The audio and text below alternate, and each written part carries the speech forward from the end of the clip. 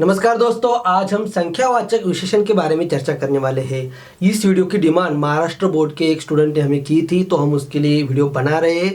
तो जो भी स्टेट बोर्ड में या जिन्हें ये टॉपिक है उनके लिए इसकी हेल्प हो जाएगी। तो चलिए शुरुआत करते हैं। तो हमने यहाँ उसके 4 प्रकार दिए जो काफ़ी यूज़ होते हैं। उन्होंने जो बताए थे 4 प्रकार, उन्होंने एक्चुअली 2 ही प्रकार बताए थे, मगर मैंने जो और भी कुछ यूज़ होने वाले हैं वो भी यहाँ दिए हैं। गणवाचक, क्रमवाचक, आवृत्तिवाचक, अनिश्चितवाचक विशेषण। ये संख्या, अभी संख्या तो पता ही, नंबर। ओके, तो नंबर जो होते हैं, तो नंबर ये भी विशेषण का काम करते हैं। ठीक है, तो विशेषण और विशेष्य दो ऐसे होते हैं, विशेषण प्लस विशेष्य। तो अभी ये जो विशेषण होता है, विशेषण मतलब एडजेक्टिव, ठीक है, जो विशेषता बता रहा है। एक्चुअली विशेषण और विशेष्य के ऊपर हम स्पेशल एक वीडियो बनाने वाले हैं, जिसमें हम डिटेल में बहुत सारे एग्जांपल देंगे, क्योंकि एग्जाम में इस तरह के क्वेश्चन हमेशा आते हैं। और विशेष्य मतलब नाउन, जिसे डिस्क्राइब किया जा रहा है। तो इतना अभी के लिए काफ़ी है। तो इसमें हम संख्यावाचक विशेषण समझने वाले क्या क्या है। तो सबसे पहले गणवाचक। ओके, विशेषण मतलब क्या है कि जो विशेषता बताता है। अभी संख्या भी विशेषता ही बताती है। एक बच्चा, 2 बच्चे, तो बच्चे कितने, 2, 3 बच्चे, 4 बच्चे, तो विशेषता कितने बच्चे हैं। तो इसलिए संख्या भी विशेषण हो जाती है, मगर उसमें काफ़ी सारे प्रकार है। अभी प्रकार क्यों है उसके बारे में भी हम चर्चा करेंगे। तो चलिए, सबसे पहले गणवाचक। तो गणवाचक बहुत ही सिंपल है। गणवाचक, गणवाचक विशेषण। ओके, गणवाचक विशेषण। तो गणवाचक विशेषण मतलब क्या है कि गण मतलब गिनती, 1, 2, 3, 4, 5, ये होते हैं गणवाचक। मतलब जिसमें गिनती है, जिसमें गिनती बताई जाती है, उसे कहते हैं गणवाचक संख्या विशेषण। ओके, और विशेषणम हमेशा लिख देते हैं, गणवाचक संख्या विशेषणम। ठीक है, हमने यहाँ संख्या शब्द नहीं लिखा है, आप बाद में ऐड कर सकते हो, गणवाचक संख्या विशेषणम ऐसा कह सकते हो। तो जैसे देखो, अभी एक,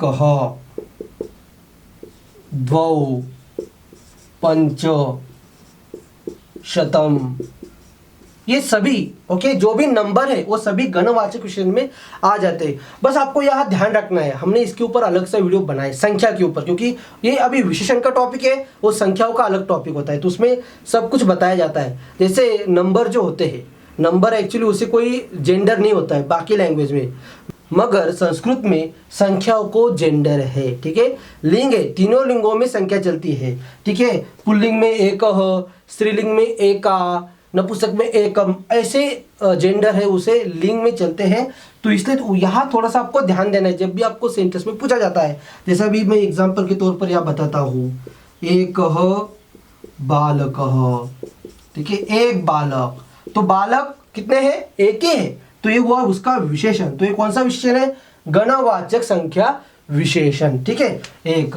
अभी इसे बस आपको यहाँ ध्यान क्या रखना है कि बालक शब्द है तो एक यूज करना है, यदि बालिका है तो एका, एका बालिका, और एकम फलम। ओके, तो इस तरह से तो कुछ संख्याएं ऐसी होती है कि जो तीनों लिंगों में चलती है, कुछ संख्याएं सिर्फ एक ही लिंग में चलती है, कुछ संख्याएं उसके लिए कोई लिंग ध्यान में रखने की जरूरत नहीं होती, बस ऐसे भी होता है। ठीक है, तो अलग अलग है, तो उसके लिए अलग सा वीडियो बनाया है, आप वो जाकर देख सकते हो। ठीक है, तो यहाँ सिर्फ आपको गणवाचक विशेषण के बारे में बता रहा हूँ कि गणवाचक विशेषण क्या है। तो गणवाचक संख्या विशेषण क्या है, 1, 2, ये जो नंबर है वो सभी गणवाचक संख्या विशेषण में आ जाते हैं। बस आपको जब सेंटेंस में यूज करते हो तब आप उसके लिंग पर ध्यान देना है, बाकी कुछ नहीं। जैसे अभी मैं और एक, जैसे अभी ये जो पंच है इसे कोई लिंग ध्यान रखने की जरूरत नहीं, क्योंकि पंच तीनों लिंगों में सेम है, तो हम कुछ भी कह सकते हैं, पंच बालकाहा। ठीक है, पंच बालकाहा, तो ये हुआ गणवाचक संख्या। कितने बालक है, 5। ठीक है, तो संख्या, तो इसलिए इसे गणवाचक जो गिनती बताता है उसे कहते हैं गणवाचक संख्या विशेषण। पंच बालिकाहा, ओके, पंच फलानी। ठीक है, मतलब कोई भी लिंग लो, इसमें कोई चेंज नहीं होने वाला है। ठीक है, तो इस तरह से हुआ गणवाचक संख्या विशेषण। क्रमवाचक संख्या विशेषण। अभी क्रमवाचक संख्या विशेषण मतलब क्या है कि जिसमें नंबर होते, कैसे, पहला, दूसरा, तीसरा, चौथा, ये जो नंबर है वो सभी क्रमवाचक संख्या विशेषण में आ जाते। गणवाचक में क्या है, 1, 2, 3, 4, मतलब 4 बच्चे, 5 बच्चे, 1 बच्चा, ऐसा। मगर क्रमवाचक में पहला बच्चा, दूसरा बच्चा, क्रम बता रहे हैं, ठीक है। जैसे एग्जाम में भी नंबर आते तो फर्स्ट नंबर, सेकेंड नंबर, तो ये सभी क्रमवाचक में आ जाते हैं, ठीक है। तो क्रमवाचक संख्या विशेषण, तो उसके उदाहरण देखते हैं, जैसे प्रथमः, द्वितीयः, ठीक है, प्रथमः, द्वितीयः, तृतीयः, ये सब अभी उसमें आ जाते हैं। तृतीयः, चतुर्थः, मैं अभी लिख के दे रहा हूँ, चतुर्थः, पंचमः, चतुर्थः, पंचमः, षष्ठः, उसके बाद सप्तमः, अष्टमः, नवमः और दशमः, ठीक है। तो ये हुए क्रमवाचक संख्या विशेषण। तो ऐसे आगे बढ़ते ही जाएगा, कितने भी आप बढ़ा सकते हो उसमें। तो क्रमवाचक संख्या विशेषण, पहला, दूसरा, 11वां, 13वां, तो ये जो संख्या है उसमें ये आ जाते हैं। यदि आपको चाहिए लिस्ट तो मैं अलग से उसके लिए लिस्ट आपको दे दूंगा, ठीक है। मगर यहाँ सिर्फ मैं अभी ये समझा रहा हूँ कि क्रमवाचक संख्या विशेषण कैसे पहचानना है और होते क्या है, ठीक है। अब ये स्त्रीलिंग, पुल्लिंग, नपुंसक तीनों में भी चलते हैं, ठीक है। प्रथमः पुल्लिंग, ओके, प्रथमा स्त्रीलिंग, प्रथमम नपुंसक, जैसे अभी ये सभी ऐसे ही चलेंगे, ओके। मगर प्रथमः, द्वितीया, तृतीया, ठीक है, चतुर्थी, पंचमी, षष्ठी, सप्तमी, मतलब जिनके एंड में म है ना, वो सभी को दीर्घ ई बन जाएगी और चतुर्थी को भी दीर्घ ई बन जाएगी। वो भी मैं लिख के देता हूँ, तो आपको आसानी हो जाएगी। और नपुंसक में तो आसान है, प्रथमम, द्वितीयम, तृतीयम, चतुर्थम, पंचमम, षष्ठम, सप्तमम, अष्टमम, नवमम, दशमम, नपुंसक में तो आसान है। तो यहाँ जो है मैं आपको बता देता हूँ, जैसे ये प्रथमा स्त्रीलिंग का मैं बता रहा हूँ, यहाँ प्रथमा, सॉरी, तो स्त्रीलिंग प्रथमा, द्वितीया, उसके बाद है तृतीया, उसके बाद चतुर्थी, अब ये स्त्रीलिंग में होता है, चतुर्थी, पंचमी, ओके, ठीक है। और आगे सब ऐसे, पंचमी कक्षा, शायद आप पंचमी कक्षा में थे तब आपको पता चल गया, षष्ठी कक्षा, सप्तमी कक्षा, ओके, अष्टमी कक्षा, क्योंकि विशेषण है ना, ये सभी विशेषण है। तो कक्षा स्त्रीलिंग है, इसलिए ये भी स्त्रीलिंग में अष्टमी, नवमी कक्षा, दशमी कक्षा, ठीक है, इस तरह से। तो ऐसे बाकी दशमी तक चल जाएंगे और आगे भी नंबर है बहुत सारे, ठीक है। तो उसका एक सेंटेंस मैं आपको यहाँ बताता हूँ जिससे आपको आसानी हो सके, ठीक है। सेंटेंस में समझना भी जरूरी है। तो जैसे यहाँ सेंटेंस में देता हूँ, जैसे अहम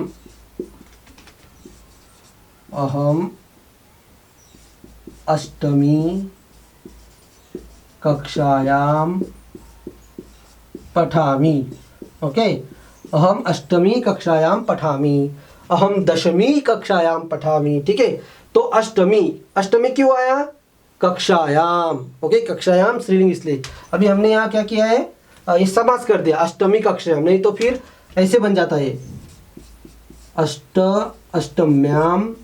अष्टम्याम कक्षायाम, अलग अलग यदि लिखते तो, मगर हमने इसका समास कर दिया। समास करते समय बीच वाला जो पहला शब्द होता है उसकी विभक्ति हटा देते हैं, ये तो समास का टॉपिक है। मगर अभी यदि अलग अलग लिखना चाहते हो तो अहम अष्टम्याम कक्षायाम पठामि, मैं 8वीं कक्षा में पढ़ता हूँ। और हमेशा ध्यान रखना है, विशेषण विशेष्य का जो लिंग, विभक्ति, वचन सब सेम होते।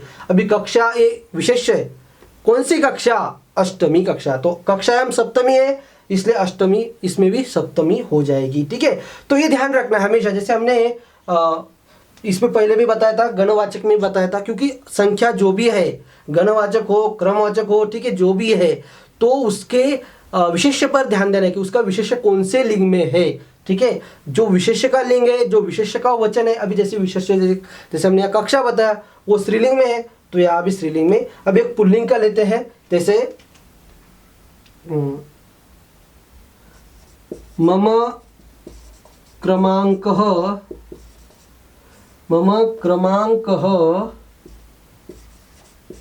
अष्टमः अस्ति, ठीक है। मम क्रमांकः अष्टमः अस्ति, देखो क्रमांक विशेष्य है, कौन सा क्रमांक, अष्टम, मेरा 8वां क्रमांक है, तो मैंने ये आगे पीछे कर दिया,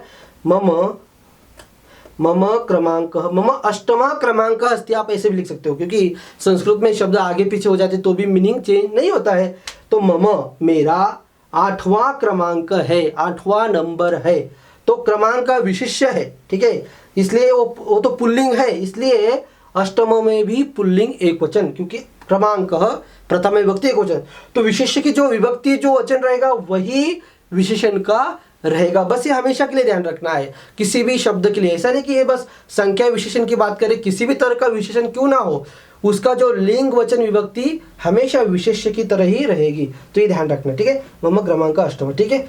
अब हम आवृत्तिवाचक संख्या विशेषण समझ लेते हैं। तो आवृत्तिवाचक संख्या विशेषण सबसे पहले हम इसे थोड़ा रिवाइज कर लेते हैं। गणवाचक में क्या आता है, 1 2 3 4 ऐसे नंबर आते हैं। क्रमवाचक में पहला दूसरा तीसरा चौथा ऐसे नंबर आते हैं। आवृत्तिवाचक में कि जिन संख्याओं से हमें आवृत्ति का बोध होता है, जैसे 2 गुना, 3 गुना, 4 गुना, 10 गुना, ऐसे जो शब्द है वो सभी आवृत्तिवाचक में आते हैं। अब ये महाराष्ट्र बोर्ड के स्टूडेंट ने पूछा था, इसलिए उसके लिए द्विगुना के लिए हम कहेंगे दुप्पट, 3 पट, 4 पट। अब ये मराठी में होता है, ठीक है। तो ऐसे, तो उसके लिए हम क्या कहते हैं, आवृत्तिवाचक संख्या विशेषण। तो उसे संस्कृत में कैसे लिखेंगे, तो बहुत सिंपल है। जैसे द्वि शब्द और बाद में गुणः जोड़ दो, द्विगुणः। हम फिलहाल नपुंसक में लिख देते हैं, द्विगुणम, त्रिगुणम, ठीक है, चतुर्गुणम, चतुर्गुणम, पंचगुणम, पंचगुणम। तो ऐसे, ठीक है, पंचगुणम। तो ऐसे वो बढ़ते जाएगा, वो नंबर के सामने गुणम डाल दो, वो बढ़ते जाएगा, ठीक है। जैसे देखो अभी मया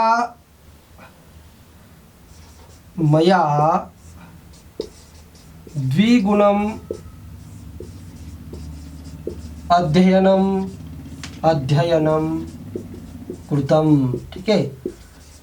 तो द्विगुणम अध्ययनम, देखो अध्ययनम ये हुआ विशेष्य, वही जो मैंने पहले बताया था वही, और ये हुआ विशेषण, ठीक है। जो पहले बताया कि जो विशेष्य का लिंग वचन विभक्ति रहेगी वही विशेषण की रहेगी। द्विगुणम अध्ययनम, मतलब मैंने दुप्पट 2 गुना पढ़ाई की, मैंने 2 गुना पढ़ाई की, मतलब डबल पढ़ाई की मैंने। तो मया द्विगुणम अध्ययनम कृतम। तो इसी के लिए हम कहते हैं, मतलब ये जो नंबर है ये हुआ आवृत्तिवाचक संख्या विशेषण, इसे हम संख्या विशेषण कहेंगे, मगर कौन सा, आवृत्तिवाचक, मतलब 2 गुना, डबल की यहाँ बात हो रही।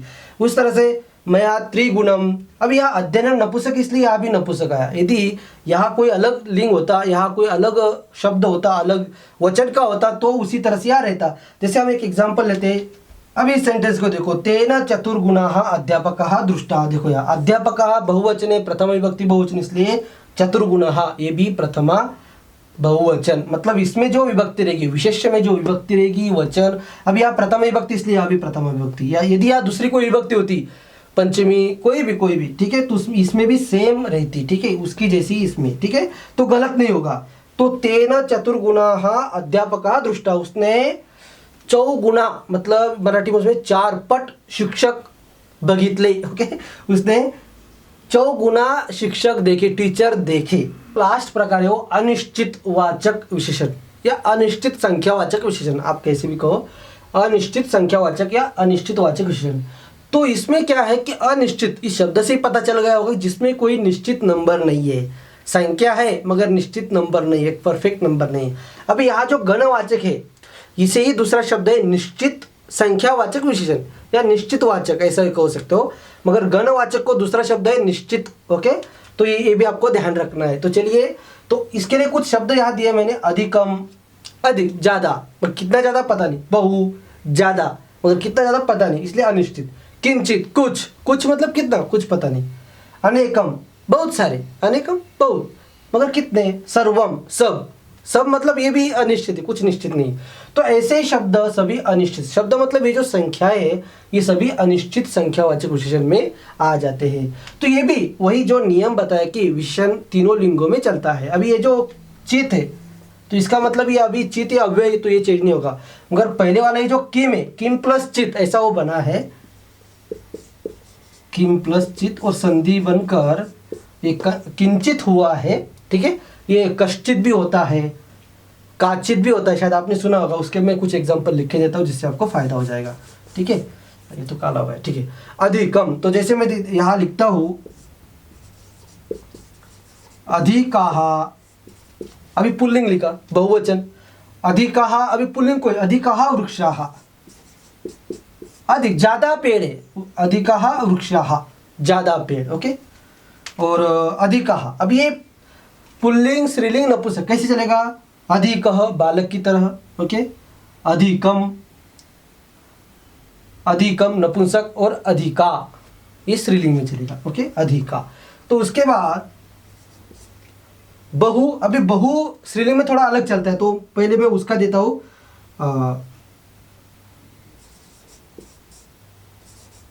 भव्यः नद्यः, अभी नदी स्त्रीलिंग शब्द, पहले मैंने स्त्रीलिंग दिया। ठीक है, बहु शब्द कैसे चलता है स्त्रीलिंग में,